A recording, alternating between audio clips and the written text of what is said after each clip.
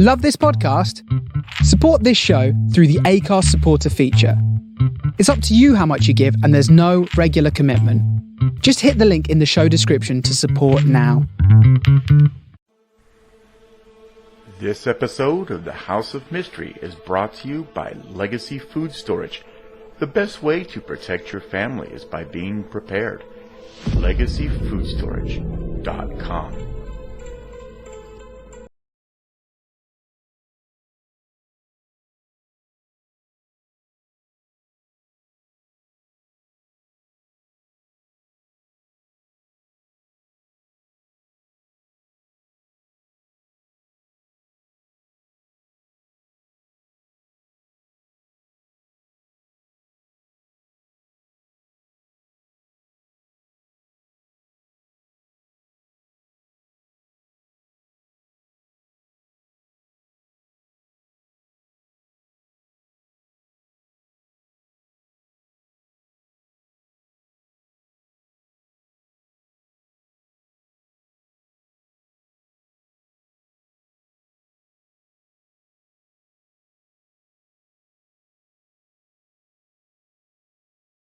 And 89 people on board were killed. You've now entered the House of Mystery. Crime, conspiracy, history, and science. With your hosts, Al Warren, Mike Brown, Julie Sav, Michael Butterfield. Dr. Joseph Usinski, and Michael Hawley. Heard on KCAA 106.5 FM Los Angeles, 102.3 FM Riverside, and 105.0 AM Palm Springs.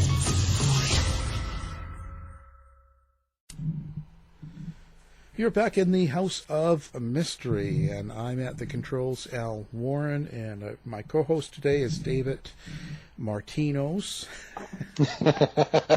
Trying it with Thanks, no Al. name. And That's perfect. It's perfect. Yeah. So now we've got a very special guest that's called all the way from Colombia, and his name is Jesus Ruiz Henao. Yes. Thanks for being here, Jesus. Oh, you're welcome. Okay, and we've also got Ron Chepesiuk, who is the author or co-author of the book called The Real Mr. Big, How a Colombian Refugee Became the United Kingdom's Most Notorious Cocaine Kingpin. Well, thank you for being here, Ron. Thank you, Alan. So Ron, let's start with you here. How did you come across this case to write the book? Well, very interesting. I woke up one morning in May 2017, and first thing I do is I get my coffee. Then I go to the computer and I check my mail, and I had this email in there, and I could tell it was from England. I was saying, "What am I getting an email from England?"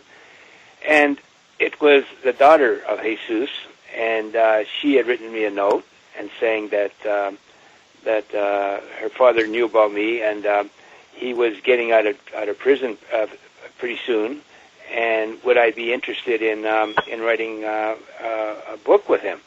And I looked and I said, who is this guy?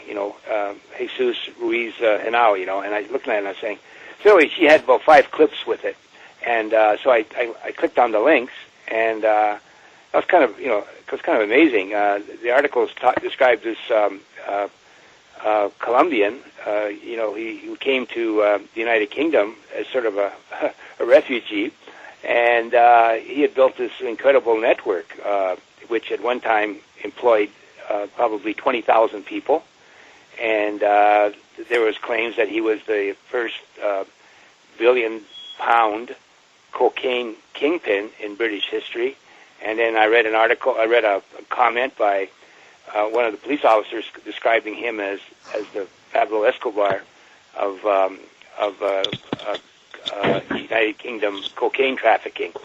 So that was enough to get me interested as a writer. I said, wow, and there was really nothing, written about him. And this guy, Jesus, had stayed under the radar. And so I wrote back and I said, I'd be interested in talking with Jesus about this. And so he said, okay. And then we arranged a phone conversation. He called me from prison, at the time, he was serving 18 years in the British penitentiary, and we talked a little bit about that. She sent me some sort of a diary that he kept, which was quite interesting, and we said, okay, we're gonna, we can work together on this thing. And he thought he was getting out early, but for some reason, and you can check with Jesus on this, the legal reasons, he kept getting delayed, and so it was like 2019, and I was pretty kind of pessimistic that he was going to get out. And then one day he got out, and next thing I know, he was back in Colombia. They deported him after they released him, and he was back in Colombia. And so I wrote his daughter and said, what's going on? Is he out? And all that. And she said, yeah, you give some time to acclimatize himself back to Colombia, and then we'll get together with you. And so we got together and gave him some time to get used to freedom. And we agreed that I would go to Colombia and I would interview him, and we're going to do a book on that. And so I did that in late January of 2020, and it was very fortunate because it was just before COVID hit.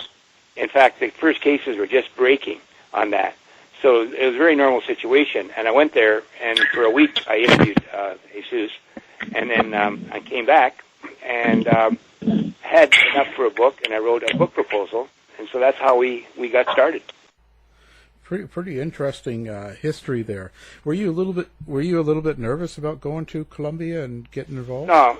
I've been going to Colombia since the late 1980s, and I've been there. And I've written extensively. I've written like 3 or 4 books on the Colombian drug trade, and I've written numerous articles about it. And I was very familiar with Bogota. Colombia could be a dangerous place, but it's improved a lot since Jesus's heyday.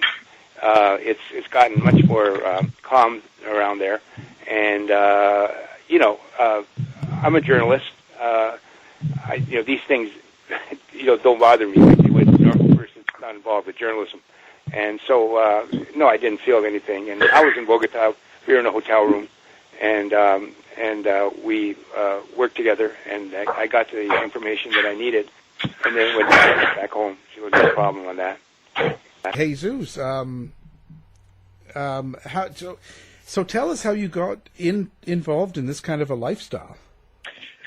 I don't know. Since I was a very young boy, I saw the people going around in expensive car, and then I realized the market of the cocaine was the way to make money. And then, I don't know, it's something you grow up with that, and you grow up between these people, and then you just get involved into this. Jesus grew up in Armenia, which is, cocaine country. He grew up among cocaine. I mean, the coca crop was grown to make cocaine from, so it was a very natural part of his life on that. And he grew up poor, too, a large family, and he saw the things that the people were buying with the money they made from the cocaine trade, and he decided that he was going to get into it. So, Jesus, how did you deal with the success of becoming so big, becoming like the Mr. Big? At the beginning, it's really hard because there's a lot of people jealous in this business. There's a lot of people to want to take you out of the way. Doesn't matter what, they can do anything just to get you out of the way. And in Colombia, at that time, it was really hard to get it. You have to deal with a lot of criminals, sicarios especially, because they want to have the power. They don't want anyone to let the power. And for that reason, since I was a very young boy, 17, 18 years old, I traveled to Europe just to search the market. And my first travel was into Italy. And there, I managed to get a new, very good contacts with the Sicilian mafia. And from there, I started. Then they brought me to London. From there, the market was open market, very easy to do business with this kind of business with cocaine. And I saw that. I was looking around. I was looking the market. I saw the potential. And then I went back to Colombia, and then I just started my career. Can say that. And slowly, I was building up, because there was no too much restriction, not too much hard things to do. That was so easy, and slowly that becomes so good. One of the things about Jesus is that he decided at a very early age not to mess with the United States. He didn't want to deal with the United States dealing with trafficking. And that's where most of the Colombians where we're going. The Medellin cartel with Escobar, the Cali cartel with the Rodriguez Orjuela brothers. They were going to the United States. He thought the laws there and the opportunities wouldn't be as great if he went into Britain. And I think he made the right decision, because Britain was an untapped market, well into the 1990s.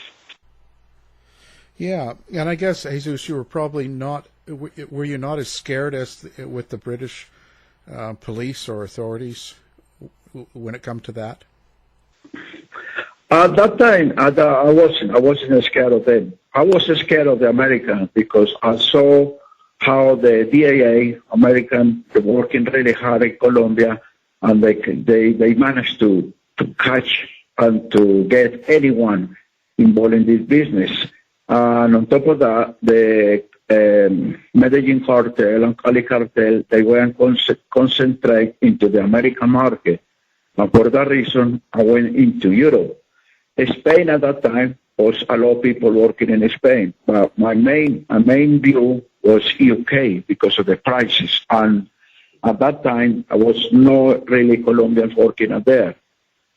And then when I went there, I just managed to learn a little bit of the law and the police, how they doing. And they was really a lot behind of the Americans. And for that reason, I say this is the place to do the market. And I was not scared of them. Now they update into the Americans. But before that, early 90s, mid-90s, they were really behind. And Jesus, how do you know who you can trust in this kind of business to build such an empire to work with? How do you choose your people you worked with? When the people come into the organization, they normally allow people to do very low jobs.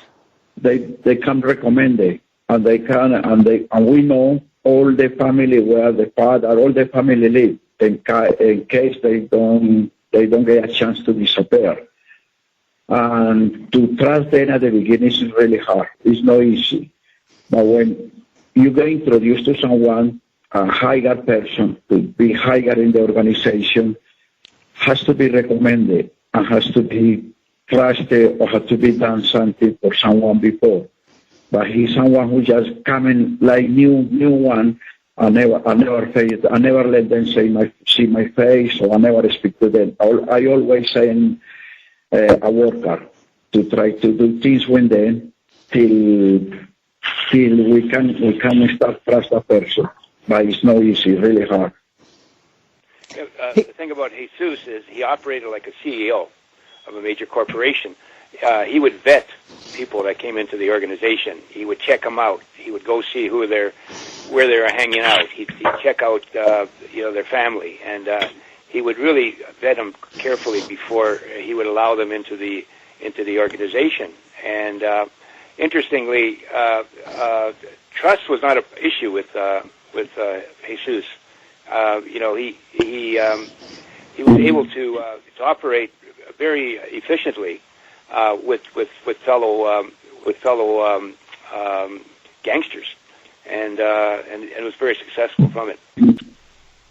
Jesus, did you keep a regular job while you were creating your drug empire? At the beginning, yes. I was doing a regular job. I was working in a coffee shop, and I was doing a bus driver, and I was doing a normal job.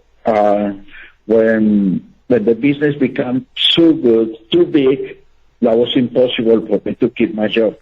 And I had to get out of the job and I started going around.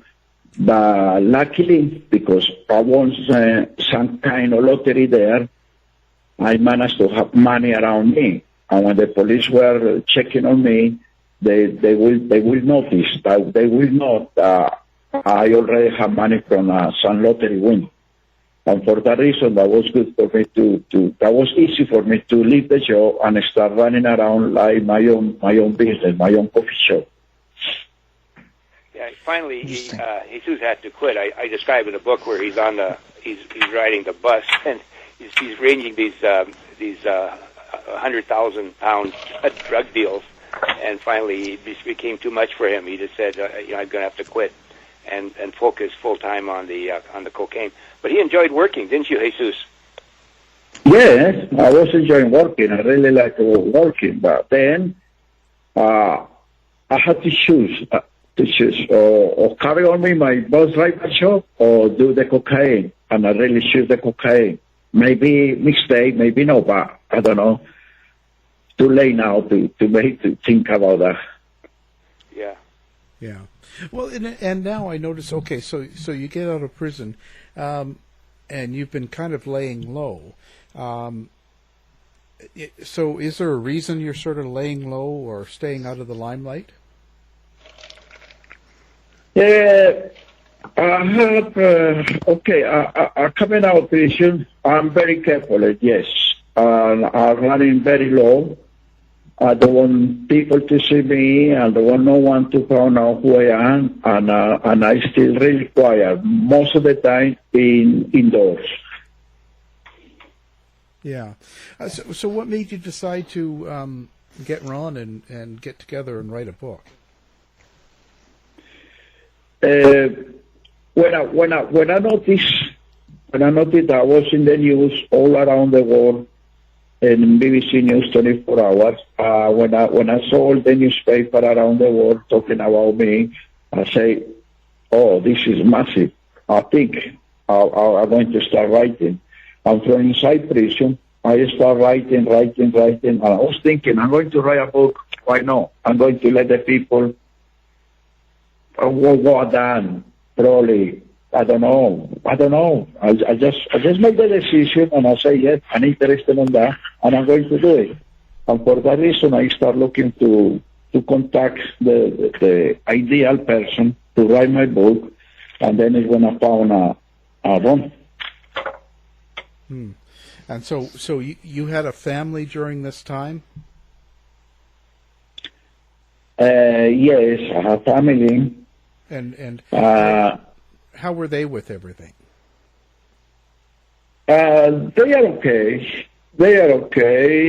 I keep it close to my family because the one thing you really manage to appreciate and to value is the money. The family.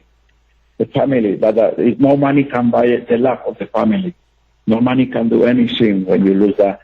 And I keep close to them. I managed to speak to them from prison, send letters to them, cards, everything. And I keep close to them. Some of them still live in the UK, but are now in Colombia. But I keep close to them.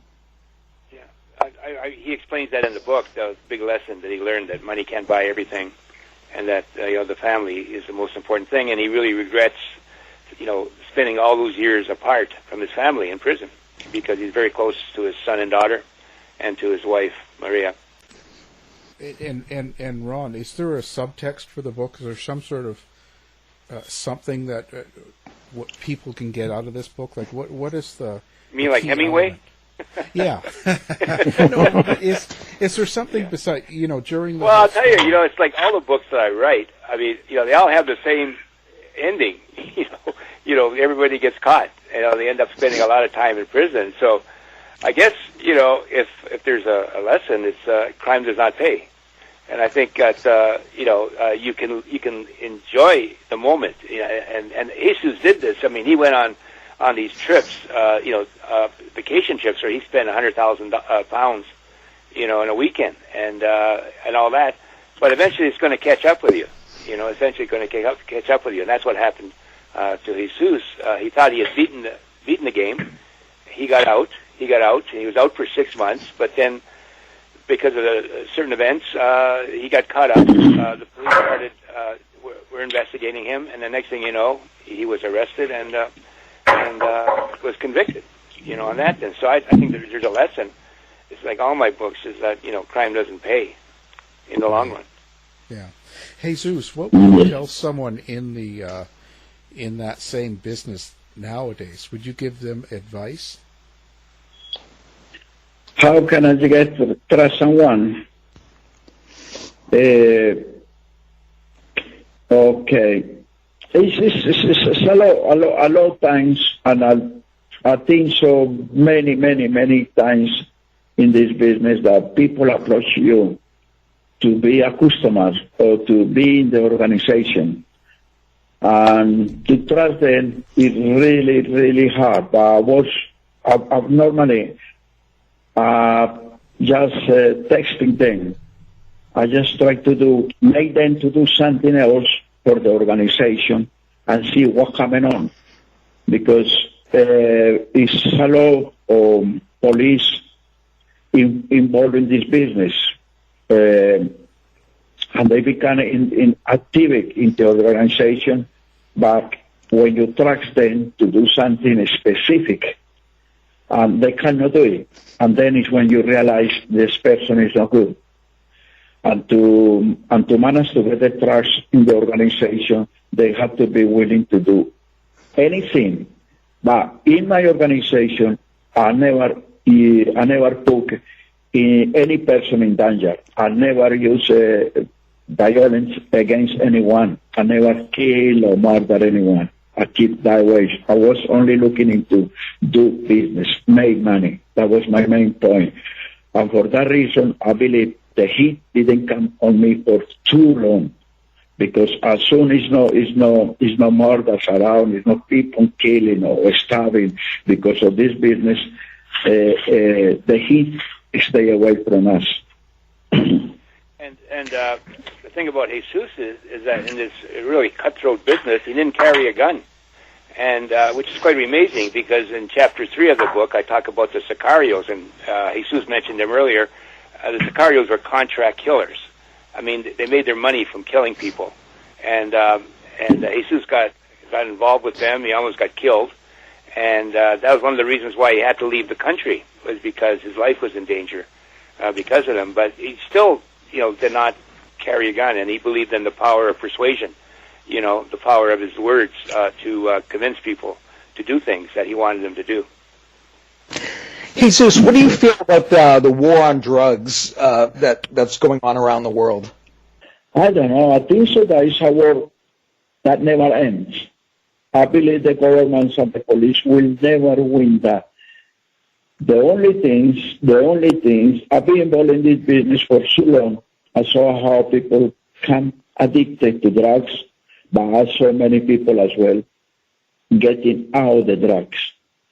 And I believe I was in prison for so long. I saw how drugs is available inside British prison at every moment.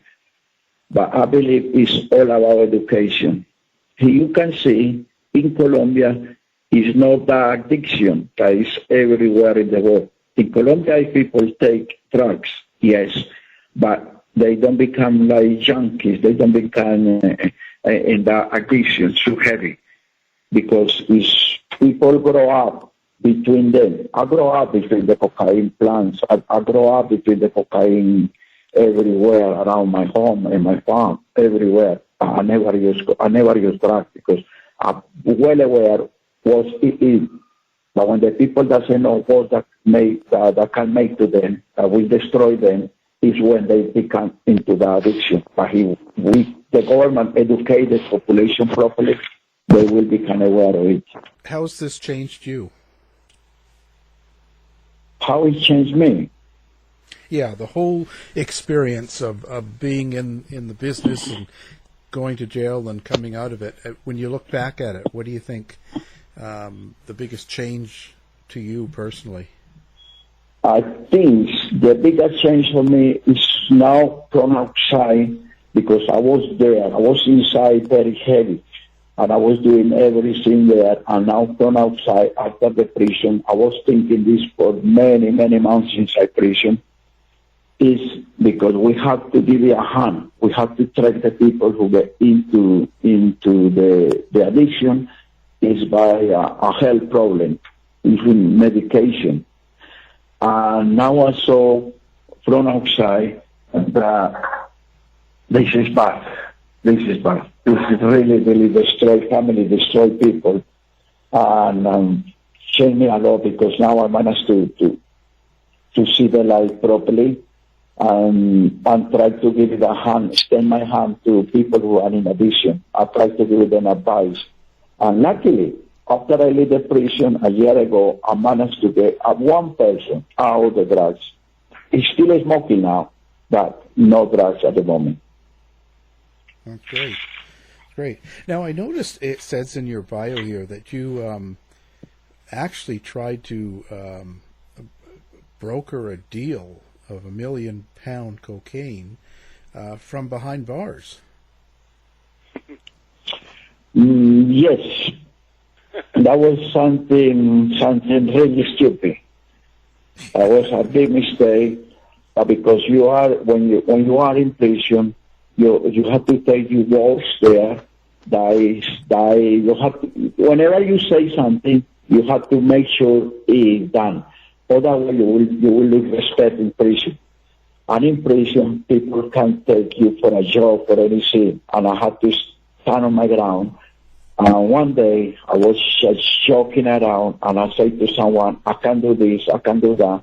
That person contact another person, another Colombian doctor. The Colombian start talking. And then I heard them talking, saying to another group of people there in prison, oh, Jesus is always talking shit. He's always a big mouth. I was losing my respect, and I said, listen, I can do, and I'm not talking shit. And I sent someone into Colombia to speak to one of my contacts in here to provide a parcel. And then is when the police coming into us.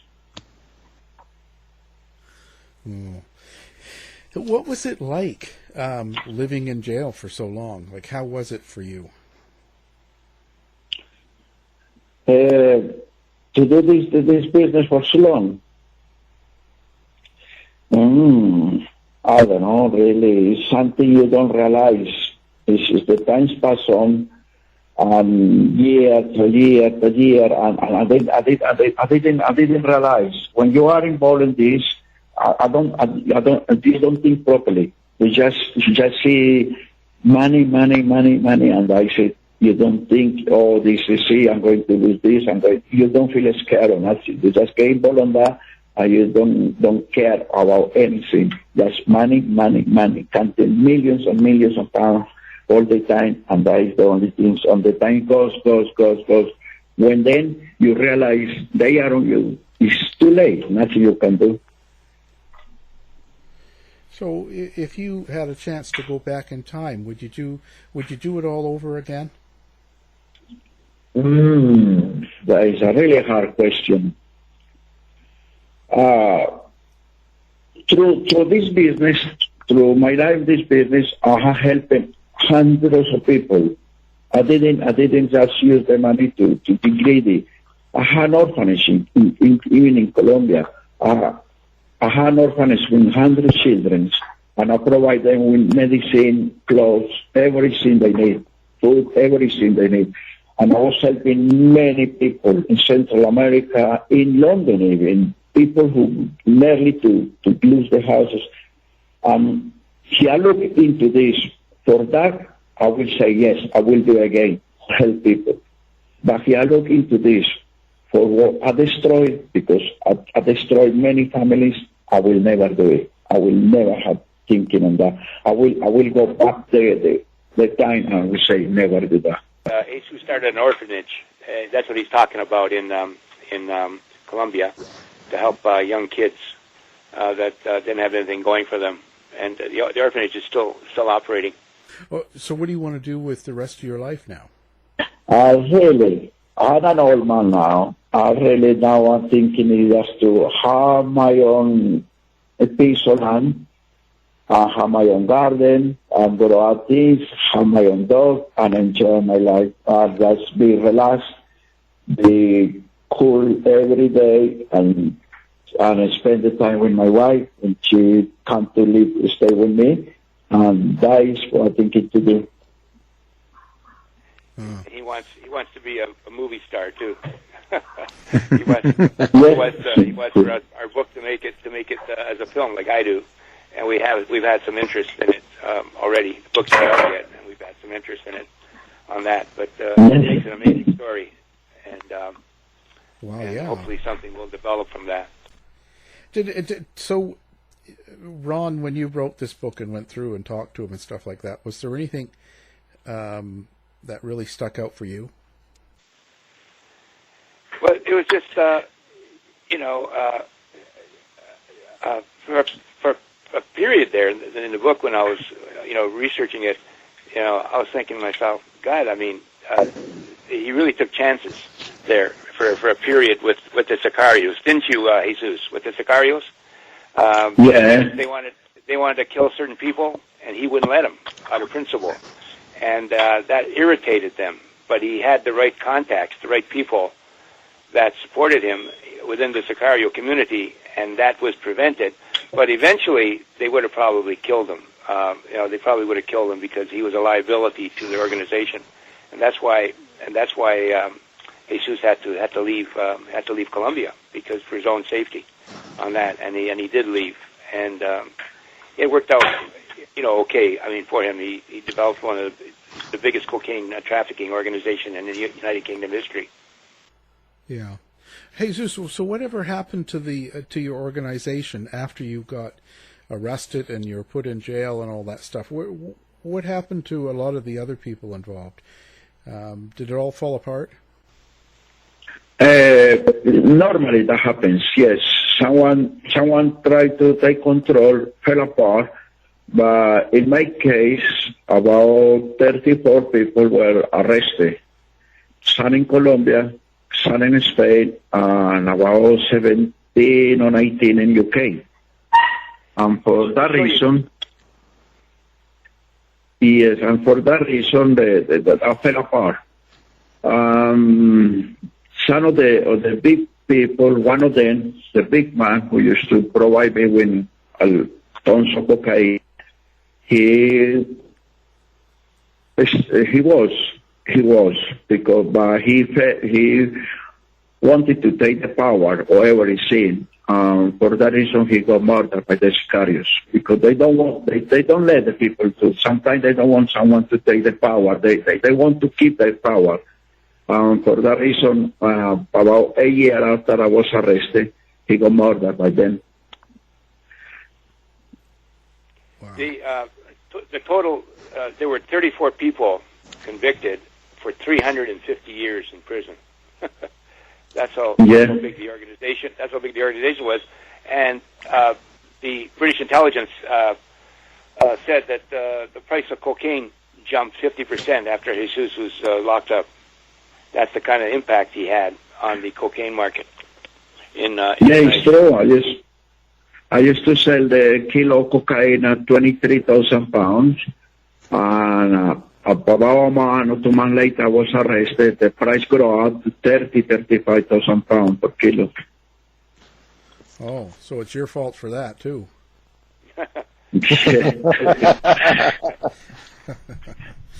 Wow. So that's quite a life you've had. What do you hope people get out of your book? Yeah. Well, a good read for one thing. That they'll be entertained for how many hours it takes to read the book, and it's an amazing life. I mean, he's very very quiet now. Jesus is leading a quiet life, but he lived several lifetimes in one lifetime. Doing what he did, and the fact that he was able to run this empire. I mean, he had 20,000 estimated 20,000 people working for him. He had probably just about 100 in the UK, and about 20,000 in Colombia, doing all kinds of things, money laundering, getting the drugs, everything on that sort of thing.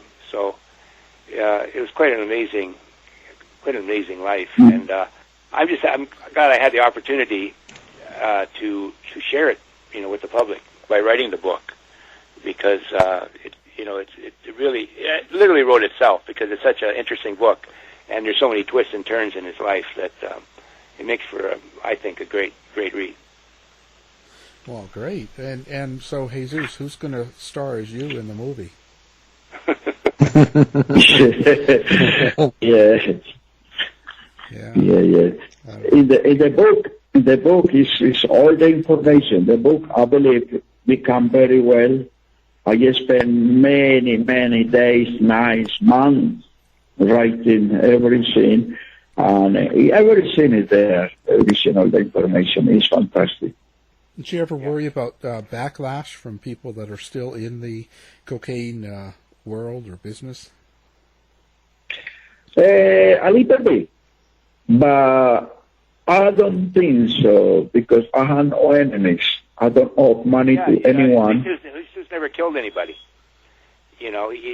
People don't have long memories about that. I mean, nobody's out for revenge against him, because of that.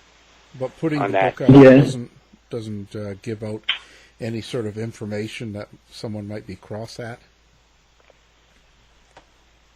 No, I don't think so. No, I don't think so. It's essentially Jesus' story about how he did it, and it's not real people. The people involved there, they were behind me. They were working for me.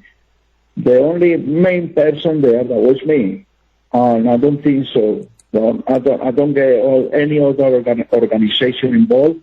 It's only my organization. No, I don't think so. It's not going to affect anything.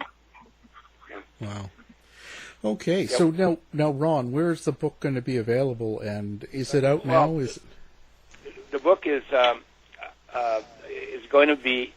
There's an ebook right now, but the print book will be out, and this will be the official launch of the book. Will be April 20th, and after April 20th, it'll be available everywhere.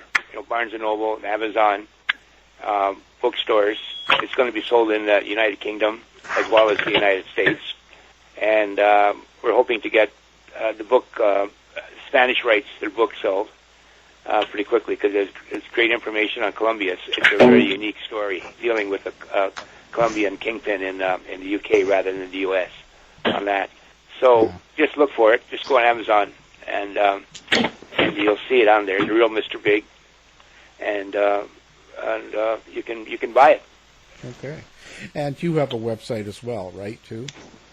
Yeah, I have a website. It's www.ronchepesiuk.com. People can connect with me on Facebook on that, and I'm not so active on Twitter, but they can connect with me on Facebook. Yeah.